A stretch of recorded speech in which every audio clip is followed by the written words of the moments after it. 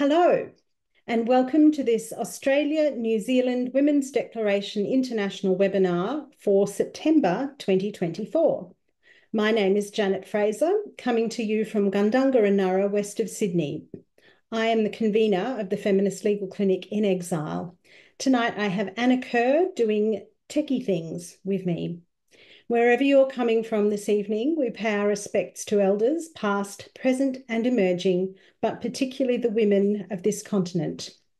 We have 4 speakers tonight, whom I'll introduce in turn. A reminder that the presentation is recorded and question time is not.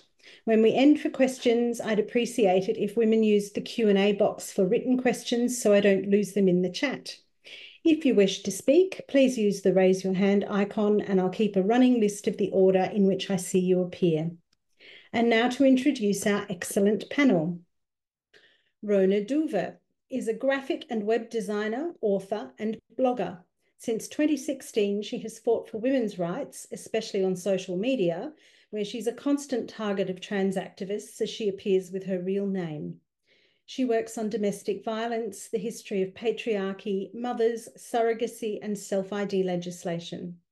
Since 2021, she has taken part in German rallies for women's rights and against self-ID legislation.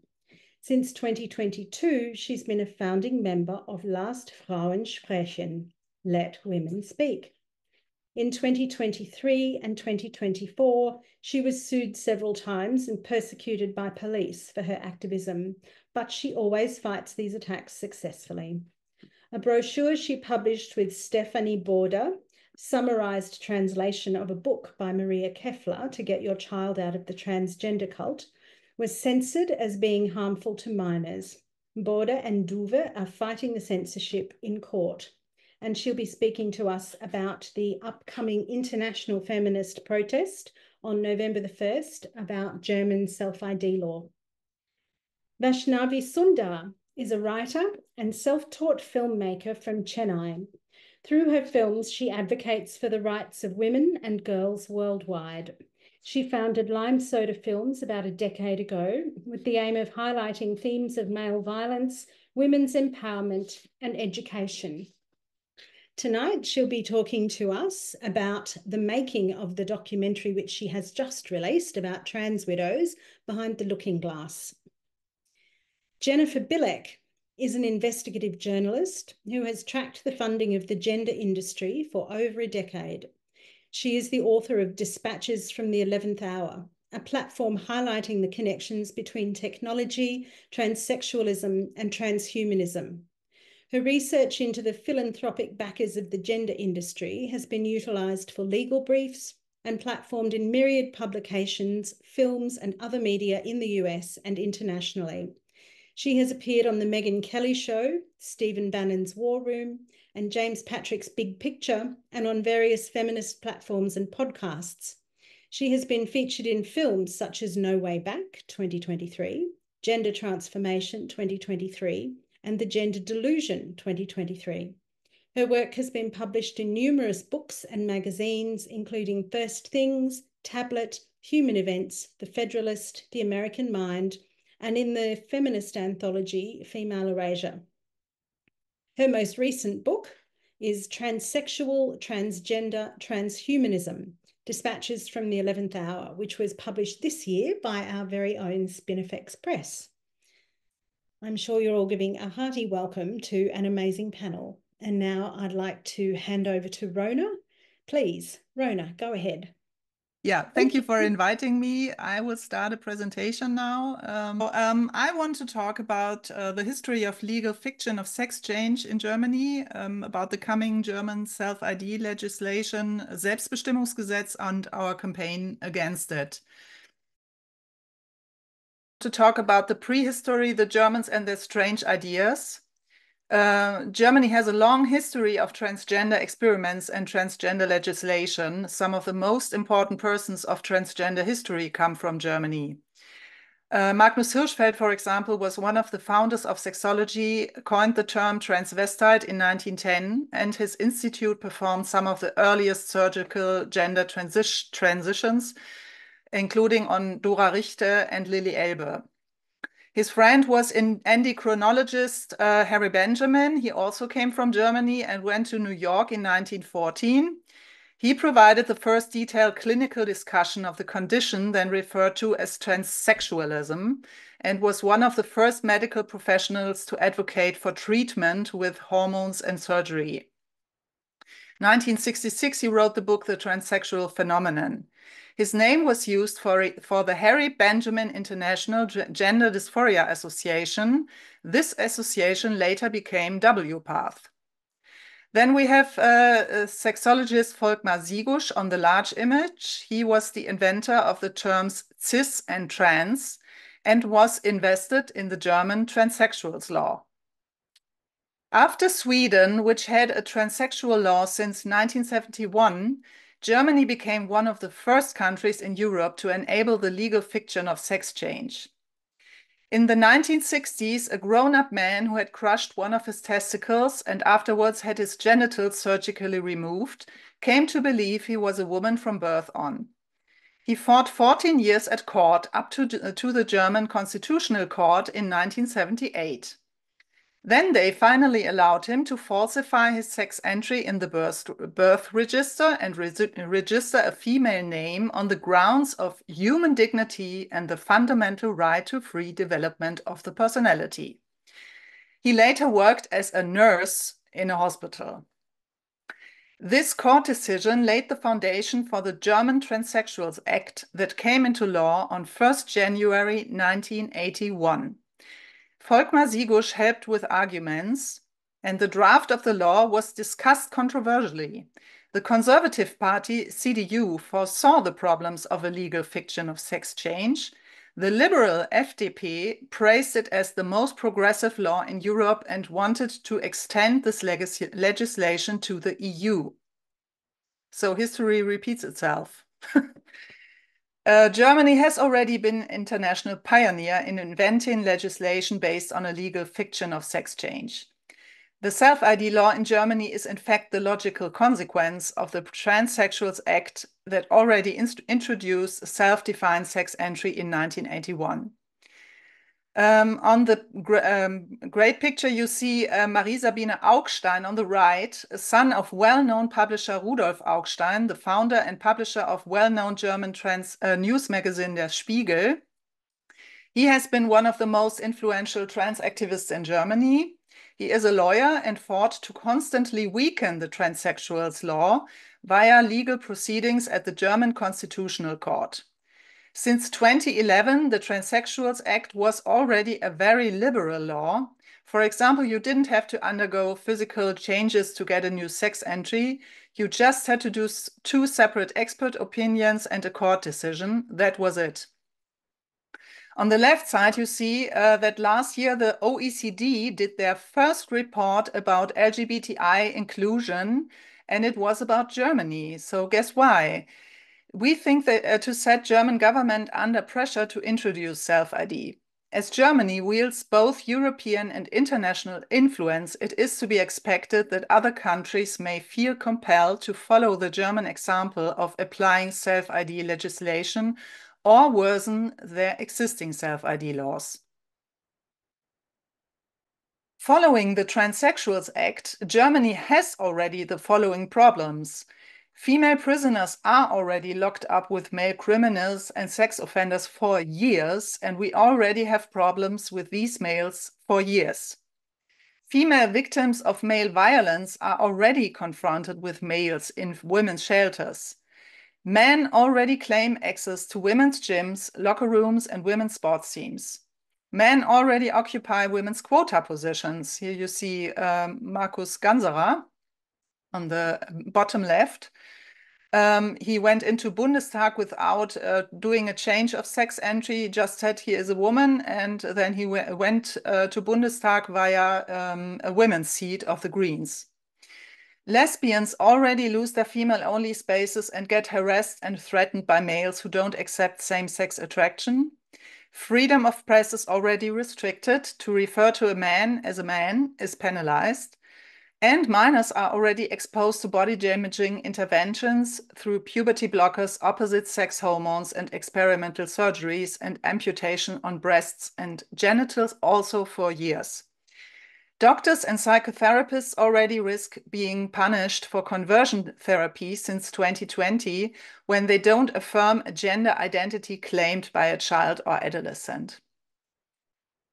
So what does the new self-ID law in Germany introduce? On the following slides, I show stills of our campaign video. The law abolishes sex in law and replaces it with gender identity. Any man can declare himself to be a woman and change his first name by making a simple declaration at the registry office without any checks. In the event of war, men may not declare themselves to be women and will be drafted as men, so the legislator knows exactly who a man is in the event of war. Since there is no longer any verification before a change of civil status, offenders can use this law to change their identity at will. The change of gender entry does not have to be permanent, but may be changed once a year. I say gender entry because it's no sex entry any longer, it's only a gender identity change. It is possible to choose from 4 different entries: male, female, diverse, no entry. We already had 3 sex entries in Germany, also diverse, but diverse was only for people with an intersex condition, and they had to prove it.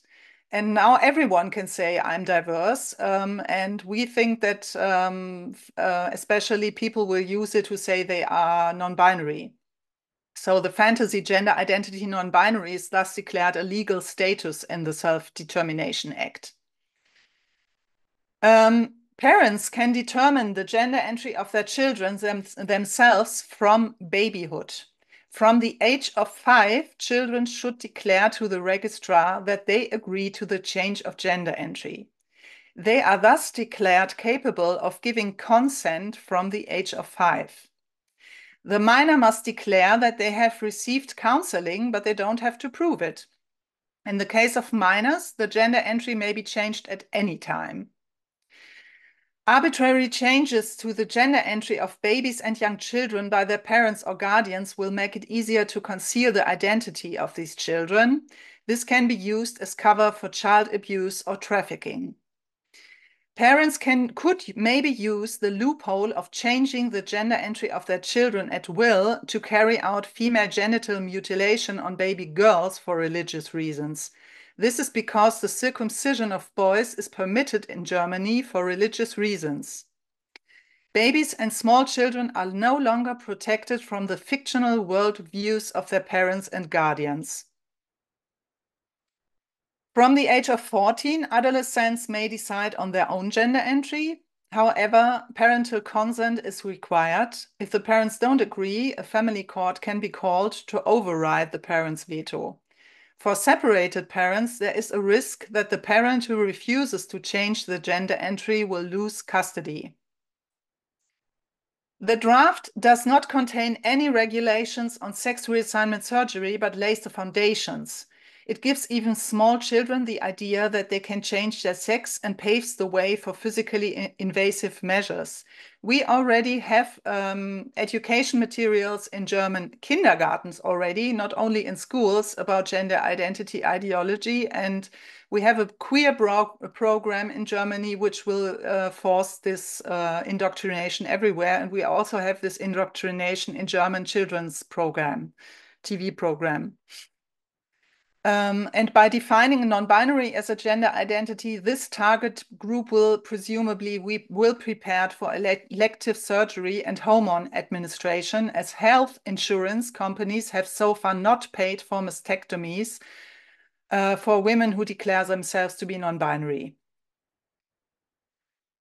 Then we will have a prohibition on disclosure, which prohibits the naming of a person's sex and former name, and will now also apply to family members, also to children and to the wives of these men, for example. They say the intent is important. If offensive or unfriendly violations of the ban on disclosure can result in a fine of up to 10,000 euro. but you know that they all say, okay, your intent must have been unfriendly and offensive. I don't think that this will protect women who are wives of these men, for example. I don't think so. Since women are liable to prosecution if they name the sex of a man who has changed his gender entry, they can no longer defend themselves against the presence of a man in previously sex-specific spaces. No woman knows whether a man has changed his gender entry. A man can therefore simply walk into these spaces and claim this. After all, he no longer has to make any changes to his external appearance. This creates a chilling effect for girls and women. Previously safe spaces become spaces of fear. Quotas for women are cancelled. Gender identity, not sex, is decisive for women's quotas now. There are no rules for sex-based statistics, for example, violence and crime statistics. It is therefore to be expected that these statistics will no longer be meaningful in the future and above all will conceal the predominantly male perpetrators. So then we have a permission to provide single-sex spaces in this law they will be granted or rejected on a case-by-case basis via domestic and owner's law. An owner of a sauna can, for example, say, I don't want to have men in my sauna. But we don't think that this will be a real protection because the men who want to enter these rooms can sue these owners of the saunas via General Equal Treatment Act. Women's prisons also have been de facto abolished in Germany, since a women's prison can only refuse a man who identifies as a woman on grounds of discrimination in individual cases. A man can be transferred to a women's prison at his request. He also can get experimental hormone treatments and plastic surgeries if he wants to, financed by the general public in prison. And at the end of his sentence, the man can change his gender entry back to man. This is already happening in Germany for years. In women's sport too, the decision as to whether a man may participate in women's team is deferred to the club, to the single sport club. If the club refuses, the man could sue his way onto the team via the General Equal Treatment Act. The prohibition of disclosure creates an additional hurdle in these conflicts, as a man may not be addressed as a man. The law is set to come into force on 1st November 2024. A change of sex entry can already be requested since 1st of August 2024. Already 15,000 people have applied for this, including more than 500 only in the city of Leipzig. 26 of the Leipzig people are minors. In the draft of this law, they expected only 4,000 registrations per year. Politicians always use the argument, other countries already have self-ID, there are no problems, we have to follow. If Germany falls, this has consequences for the whole of Europe, we think. So it's really important to show the German government what a crap they introduced. The development of transgender surgeries in Europe, in Germany, is also a threat to other countries in Europe. In 2019, Germany dominated the European market and was valued at US dollar 15.5 million. The improvement in healthcare facilities and the presence of doctors, surgeons, and clinics specializing in gender reassignment surgeries will further boost the market growth over the forecast period. In 2021 alone, we had 917 genital surgeries on minors and young adults from 15 to 25. Gender clinics and doctors strengthen their campaigns on social media platforms like Instagram and TikTok and cooperate with youth influencers. The coming German treatment guideline for gender-distressed minors still relies on the SOC 8 of WPATH and doesn't take current studies since 2021 into account. For example, the CARS review is not taken into account. The guideline states that minors can give informed consent and that parents who refuse their consent should be convinced or be reported to Child and Youth Protection. The new large gender clinics in Germany already give themselves English names and claim to become Europe's centers for transgender surgery. So we fear that families from countries will travel to Germany to circumvent the ban on puberty blockers and gender reassignment surgery in their home countries.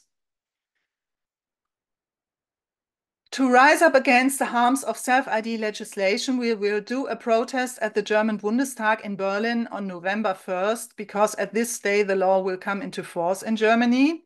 And we called already for our sisters around the world to join our protests in front of German embassies and consulates of their country. We will start at 12:05, which means it's already too late to stop this legislation. We had a wave of wonderful solidarity following to our campaign video. The video is already translated in 16 languages, even Chinese. We have a lot of international participation. Our sisters will be demonstrating in front of German embassies and consulate in 16 countries by now, or write letters to the local German ambassador. The protest in London is expected to be particularly large and will have appearances of well-known radical feminists like Sheila Jeffreys. We are really proud about it, and thank you so much for your solidarity. In Berlin, we will focus on science, democracy, women and children, and have some high-class female scientists, publicists, and female feminists speaking. For example, Helen Joyce will come, the bestseller author of Trans.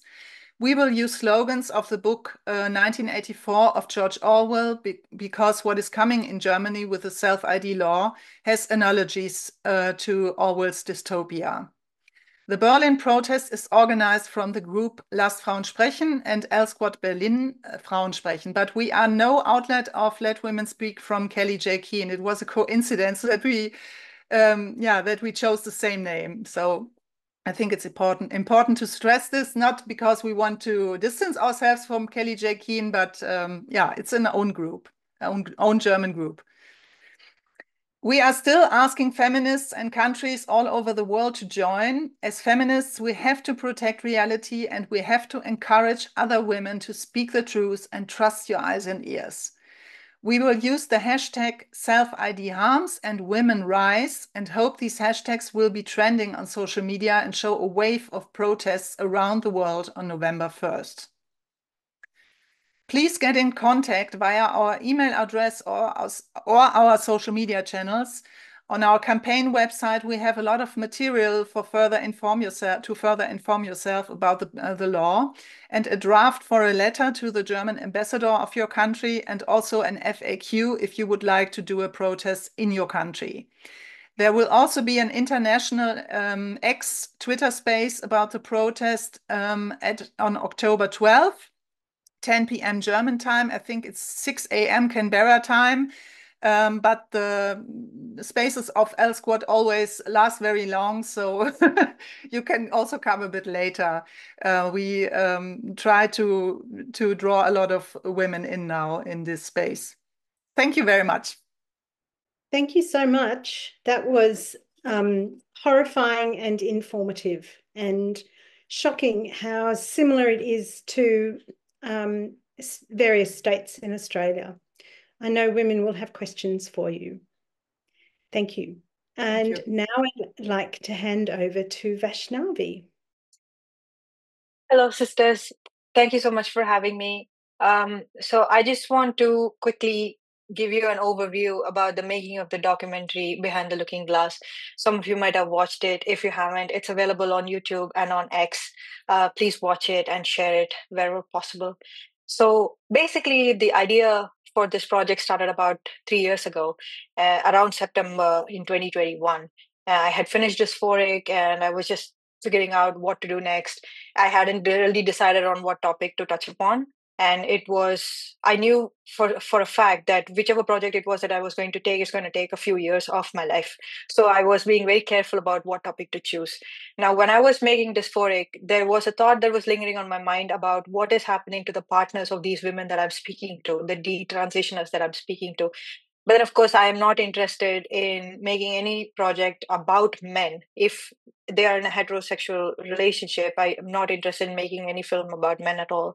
So I was wondering if the alternative situation, what would happen when these men announce their female identity? What is going to happen to these wives and children that they leave behind? Now, that idea kind of lingered, and after Dysphoric release and after a lot of people had watched it, I frequently get emails from mothers and detransitioners themselves saying that the film has been useful in understanding what is going on, etc. But then I also received a few emails from women who said that they were affected in a slightly different manner. So they had their partners who claimed that they are now female and they just chose to abandon their family and leave their children behind. Now, the thought that was there in the back of my mind started playing right in front of me at that time, and I was wondering whether there is any possibility at all that there will be enough people interested in talking to me. Forget making the film, forget even collecting enough information, but I was just wondering, within the gender ideology landscape, I think this seems like a very difficult conversation that you'd have with somebody, because detransitioners, though it is never enough, have received some amount of publicity in that major mainstream media has talked about their experience, about their regret and things like that, but not enough about the families that people who transition leave behind, be it male or female.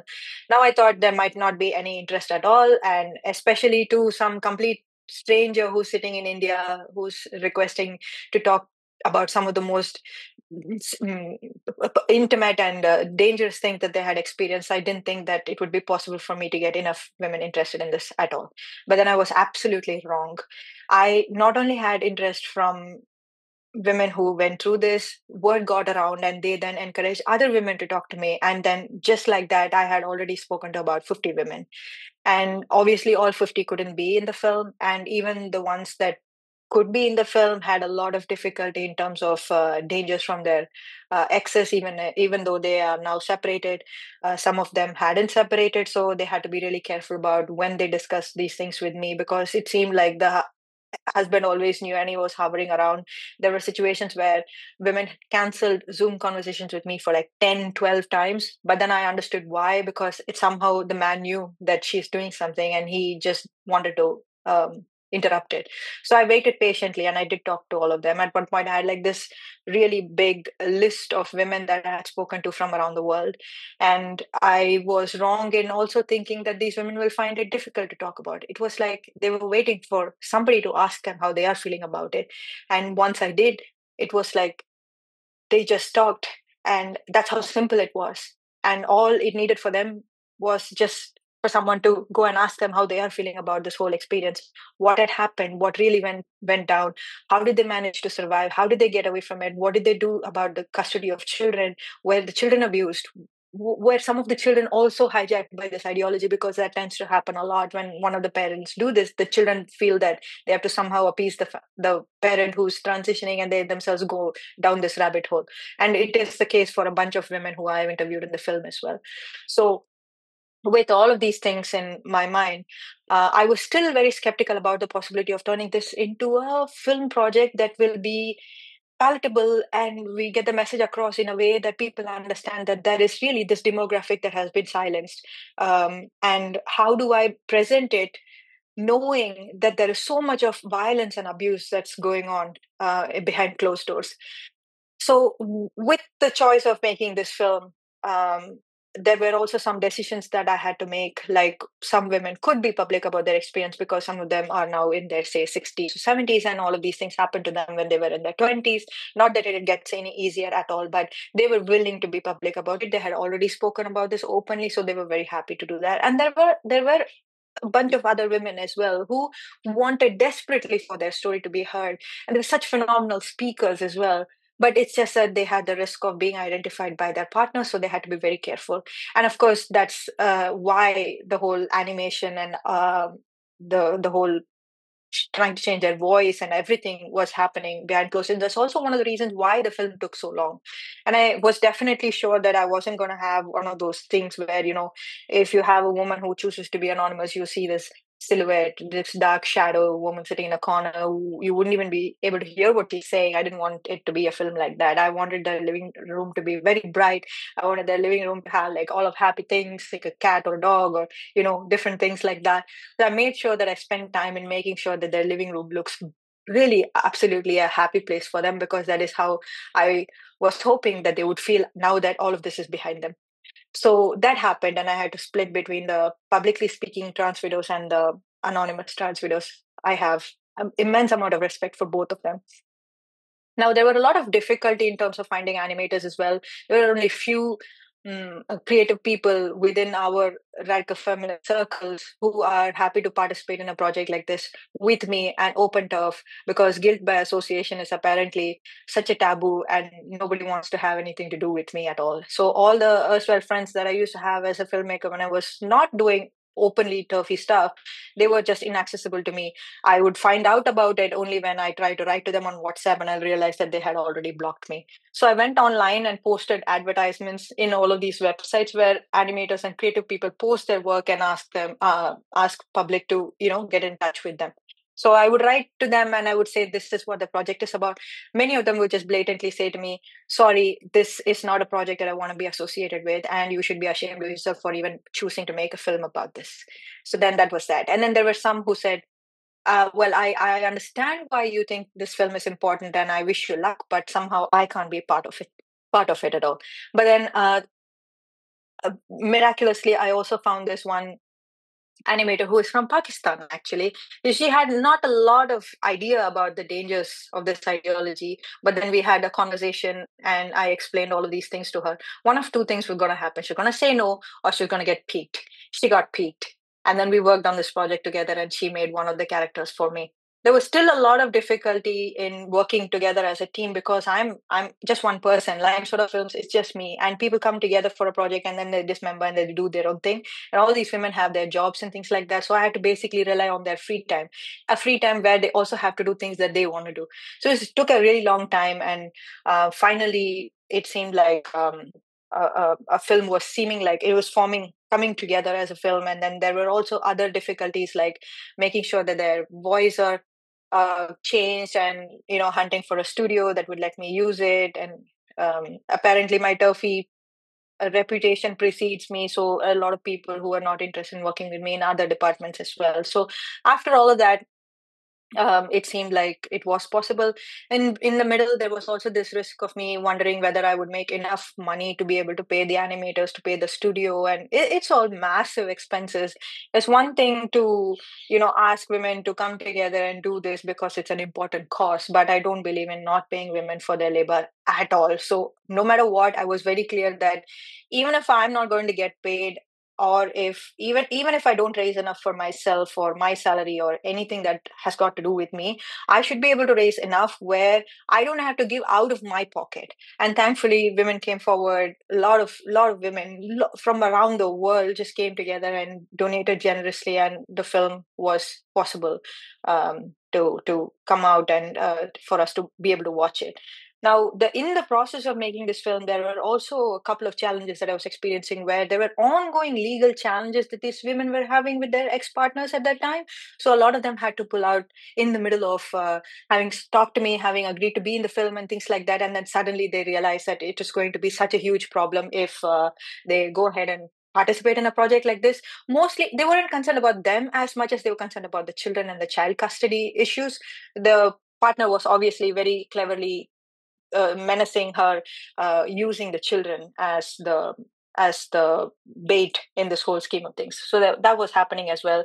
And until the film got over and released, I was still running the risk of any woman having the similar issue, where even if they are anonymous, some of them could just say, no, absolutely not, just take me out of the film.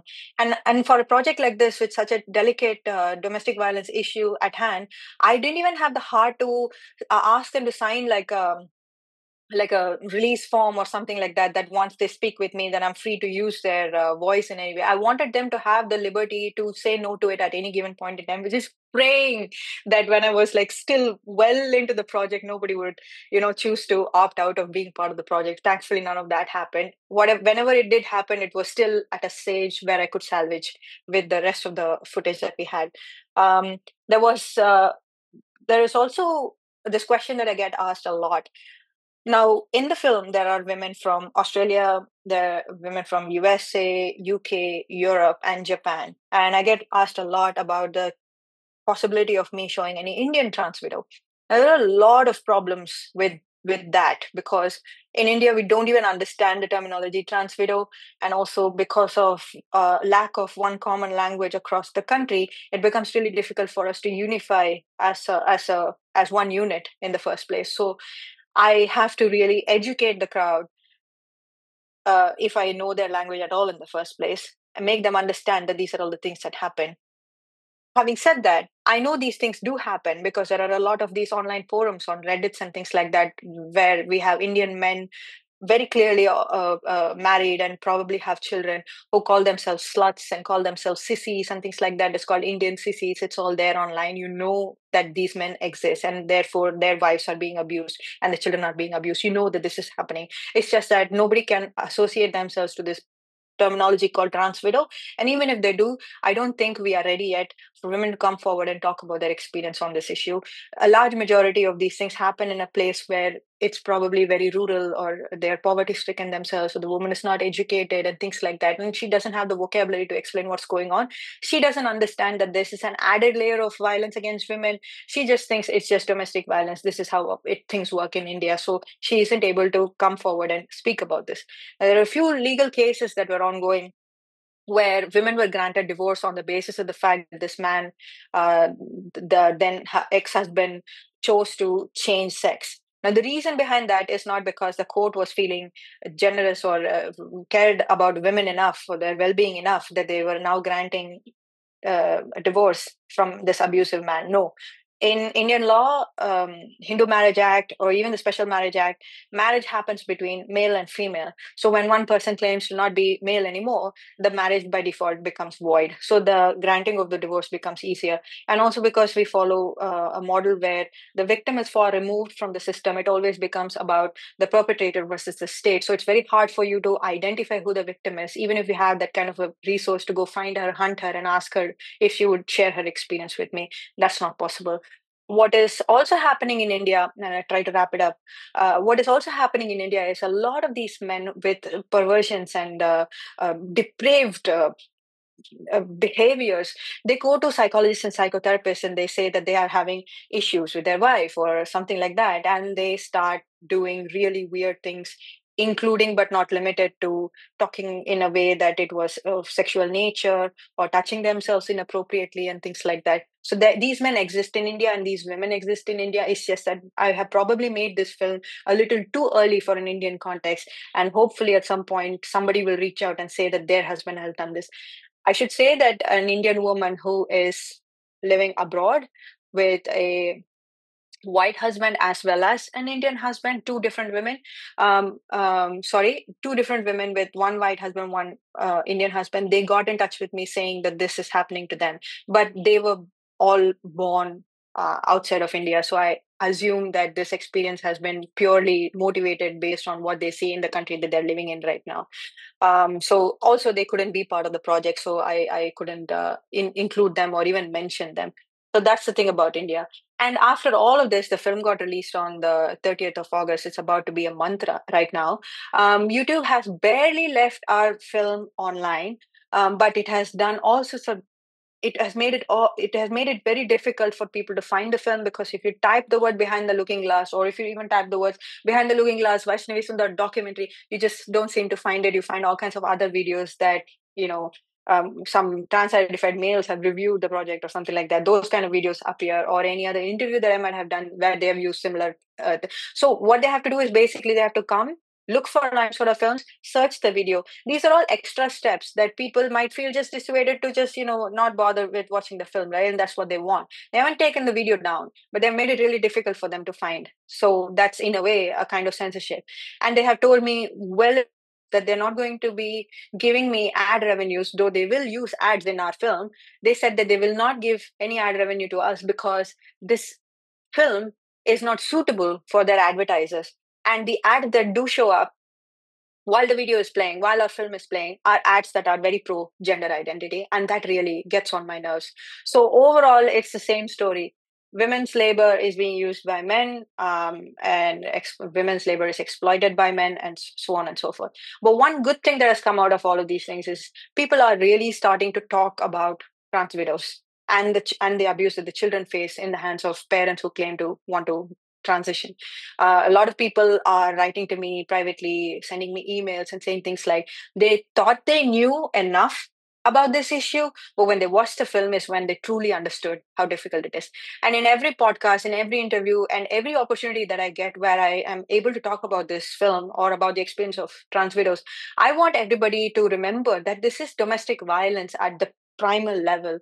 And if we can talk about that and stress about the fact that this is domestic violence, I think we might have some success in speaking more about this issue, because the abuser is trans identified, therefore you are having a gag order against speaking about the violence that you're facing. It wouldn't be the case if the husband was not trans identified. So how come there is this difference? Suddenly does a trans identified man's behavior become normalized? Is that okay for him to hit his wife? Somehow I don't seem to understand that. So I'm insisting that we all understand this as a form of domestic violence, male violence against women, and keep asking questions as to why these women are abused and nobody wants to talk about it. Is it because the husband is trans? Is it okay then if the husband is a rapist? Is it okay if a husband is a child beater, a wife beater? How is it that we are not able to talk about it? And we need to ask stakeholders to take accountability within your own states, within your own countries. You ask them to, if they give these stunning and brave men enough airtime, that they should be able to do the same thing for these wives. It's just even out of idle curiosity, right? What is it that these women are feeling? How is it that the only women that are getting represented in media are the ones that are now fully affirming him and are claiming themselves to be lesbians? So there are a lot of questions that need to be asked, and a film is just not enough to do that, but a film can be a great tool to do that. So I urge all of you to use this film as your own. Screen it wherever you want. Use it as a conversation starter. Send it to your friends, show it to your MPs, anything. The film is ours. I consider this to be a part of like this massive resource that we have. Use it, screen it wherever you want. And if you have any questions for me at all about screening it, or wanting me to come and talk to you, having some trans widows come and talk to any of the program that you might be having, just please contact me, because these voices are silenced in a way that it has shocked me. Thank you. Thank you so much. I know women are flooding the screen with hearts and applause, because we all wish we could send you hearts and applause. I think of what the women that you're describing have been through, and I have seen the movie twice. I think of this as like a form of coercive control, and I think you are absolutely right that we need to be able to describe that. So thank you very much. You will have noticed that Jennifer Bilek's not actually with us. And this is because it's 4:00 in the morning where she lives. And I have pre-recorded a conversation with her, and I hope that you will give me questions on notice, which I will send to her if that's not going to answer your questions sufficiently. So let's see. Good morning, Jennifer Bilek, and welcome to Women's Declaration International Australia New Zealand. I am incredibly pleased to have you here and hugely honoured, and congratulations on the release of your new book. We are both Spinifex authors, so high five, sister. How is your book going so far? Thanks so much for inviting me, Janet. Sorry. The book is going very well. I mean, to hear my publishers speak about it.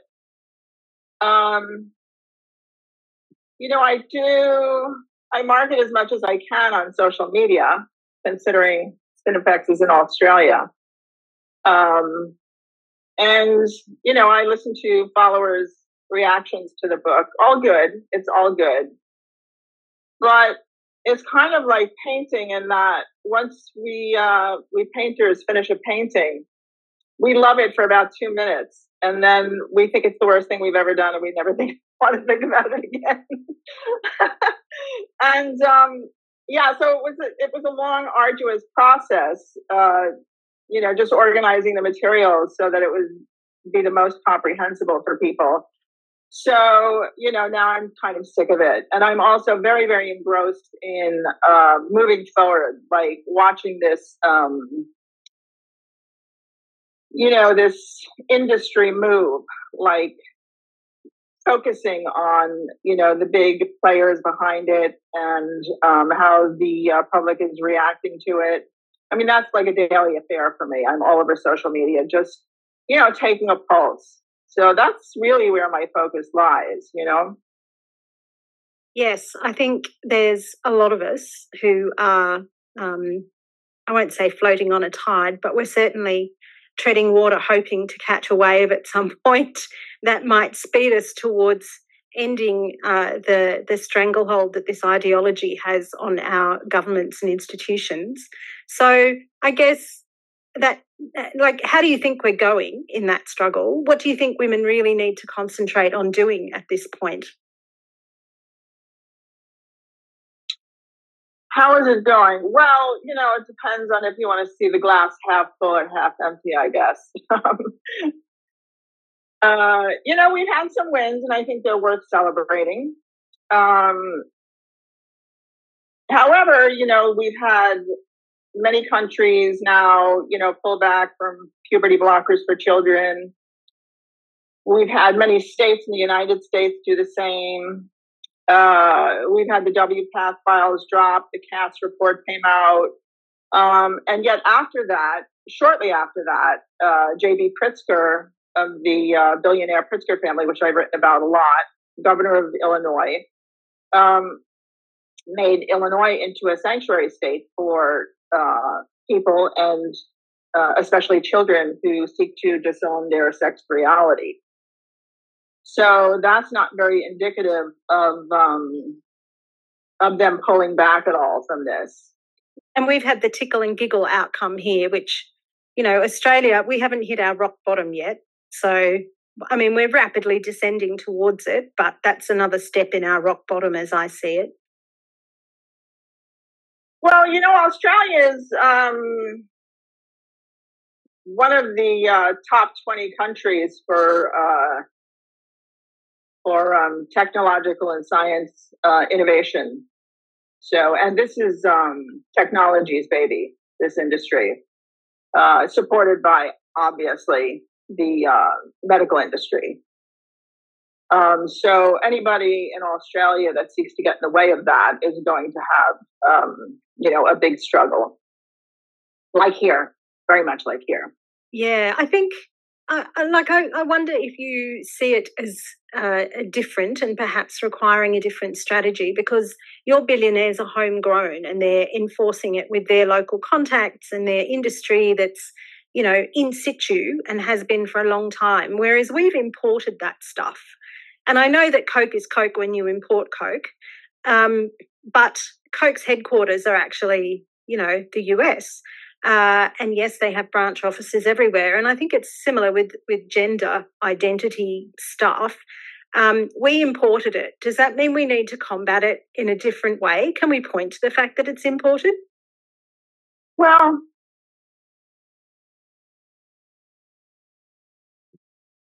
I don't know. I don't know that much about how it, you know, moves in Australia. To tell you the truth, I mean, I kind of have my hands full looking at it from the angle I am. But you say we have our homegrown billionaires, you know, but you know, this is a global affair. This isn't just, you know, country to country. This is, you know, globalists really running this show. And it is a transhumanist paradigm, you know, driving a narrative through all of our countries that human reproductive sex is not real. or that it exists on some sort of spectrum, or that you can choose your sex. This is coming from the highest echelons of society, the big banks, and it trickles down to just about everybody else, the corporations and the institutions. So it's being institutionalized everywhere, and especially the West first, but the next target is the global South. And Japan is also being targeted. They don't even have a word for transgender or transsexual in Japan. And yet, our billionaires, Rona Duwe, for instance, who is a puppeteer of the Pritzker family, is over there in Japan as its ambassador, trying to help, institute this ideology. So if you get it into the institutions and then you claim these institutions are democratic, you're going to have a much more difficult time fighting this. And that's what's happening. They've put it into the institutions and they've driven it through the LGBT political apparatus to give it a veneer of human rights. That's exactly what they did here. And we had the two-pronged assault. So we had all that technology stuff, but we also had Stonewall. So it was Stonewall and their model, which was imported into Australia by the AIDS Council of New South Wales. So there's your LGB apparatus. And that's kind of our ground zero for this stuff, which is super alarming. And they have millions and millions of dollars in public funding. Their budget's about 22 to 24 mil a year coming from the New South Wales state health budget. So they have thousands of children on puberty prevention agents at this point. And, that's a lot of harm. And we're almost in a complete media blackout. We still cannot get it into the media other than a few sections of right-wing press. So, yeah, it's pretty alarming down here, and the violence is increasing as well, the violence of the men towards women who protest. So, we feel very much under threat right now and trying to fight back. So getting it into institutions, yes, that has been absolutely key for us. It started being put into institutions in 2013 for us. So it's been a while. Here too, yeah. Yeah, and we have the same... Or maybe even earlier, yeah. Well, we have the same Attorney General, again, at a federal level, who made those amendments to our Sex Discrimination Act.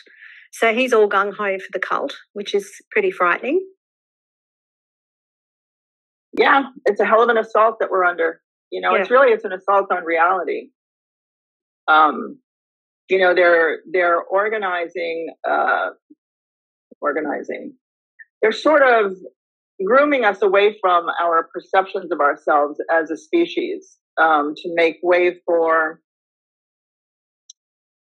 advancing technologies. Like these advancing technologies, specifically at the gender front, it's the reproductive technologies, but this is happening at other fronts as well, where children and adults are being indoctrinated.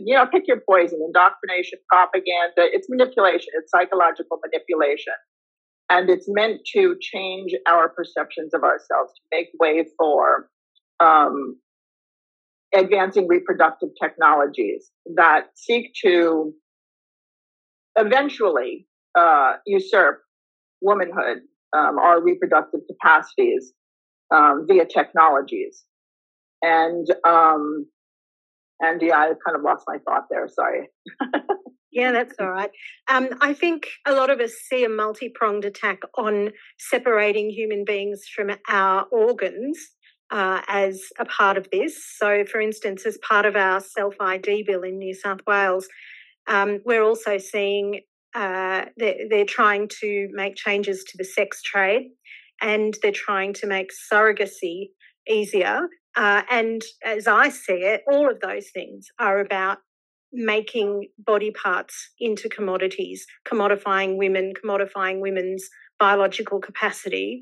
And so, yeah, it's a logical next step. They can say to us, oh, but hey, if we can grow babies in artificial wombs, then we can stop farming brown women, and won't all you feminists be pleased about that?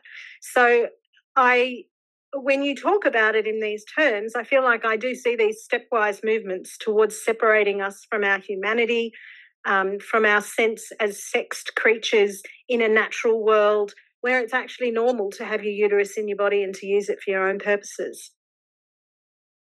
And it's not only a separation of ourselves from the biological, but it's a melding of ourselves with more intimately with technology than we already are. To see technology as the creator, as God, as life generating, when actually that's the inverse. It's life is life. Technology is technology can offer us some good things, but ultimately it's not a living being. But they are trying to convince us that is the case, and that technology can create God. And children are being groomed for this. That technology can create life. Children in the UK are being taught that, they're being taught about surrogacy. They're being taught that they can, some children are created via technology, through the reproductive technologies. So it's all very, very alarming. And of course, women are being erased in language and law because of this, because they feel that, eventually, it's probably a long game, but we don't know that. These technologies, they are advancing very, very rapidly, like exponentially. They grow like every 10 years or so. We have this big leap in technological advancements. They've put 4 lambs in a bag, right, to grow them. They're trying, they died, but, who's to say what's going to happen next, and, they're growing gametes from blood cells and skin cells. So they're really, the surrogacy, I think that, women really need to connect this to the technologies that are advancing upon us, and to connect it to the sex trade, because this is like the pinnacle of the sex trade. It's going to dwarf anything that we've seen so far. It's the zenith of sexual objectification of women and turning them into commodities. We've got the porn industry, we've got the prostitution industry. Now we have the surrogacy industry, and they're promoting all of this. And we have all these advancing technologies for reproduction. And at other fronts, they are trying to, take over, our body, to commoditize it, and to get inside and to collect our data, to change our genetic codes, to splice our genes. It's when you look at the technologies that are happening and that are growing, it's, and you connect it to this and you understand that aspect of it, it's like, I think it's kind of a great way to get through to people, because right now people are really, you have 2 different prongs of this in terms of a resistance. You have the parents that are resisting the encroachments on their children's psyche, first of all, and their bodies. And you have large NGOs that are forming to resist that. However, they also frame this as a medical issue. And so that's very, very problematic, because it's not a medical issue. Children aren't suffering a medical issue. They're not even suffering a psychological issue, unless you consider, mind bending, mind manipulation, cult indoctrination, and propaganda to like a mass degree. Unless you consider that a psychiatric issue, this isn't really a medical problem. This is an indoctrination problem. But you have these big NGOs that are getting together to try and resist, what's happening to children. And they have these large conferences with all these medical experts talking about the medical aspects, and we need more research and blah, blah, blah. You have the Cass report talking about a medical issue, And everybody's ignoring the elephant in the room, which is the indoctrination that's happening over technology to change their brains, to change their perceptions about how they see themselves. The indoctrination in their schools. This isn't just some, fad, that's some sort of woke ideology, as they call it. This is cult indoctrination. They are changing people's perceptions of themselves as wholly integrated beings. And then the other prong is, there are like feminists, not the how shall I say, the corporate feminists or the feminists that are working with organizations, but the grassroots feminists that are resisting this. It's very, very complicated because on the one hand, they're talking about women's rights, women's privacy, and they're sort of up against the men that are doing this. But at the same time, they really need to bring men into this because this is not a women's issue. This is not a women's issue. It is sort of a women's issue. I mean, it's impacting women to a large degree, but this is a human issue. If they deconstruct sex, as they're attempting to do, this is going to impact us all. It's impacting children. It's impacting men. It's impacting women. It's impacting young people. This is impacting everybody, and feminists really need to bring men into that. Now, how do they do that? I think they're going to have to think about that. I think it's because it's really, really important. Men are standing down to a very, very large degree to this. As women are, their sports are being taken over. They're being, all over social media. They're being violently assaulted, degraded, and men are just standing down. They aren't massively uprising and going, we're not going to allow for this, for you to treat, our wives, our sisters, our mothers, our cousins, our nieces. We're not going to allow for this.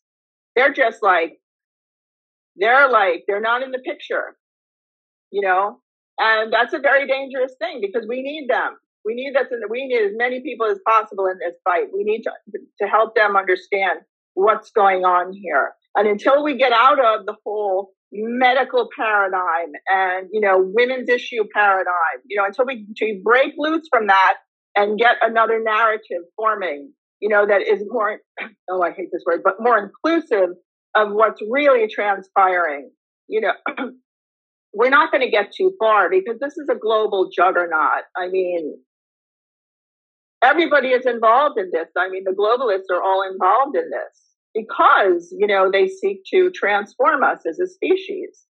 So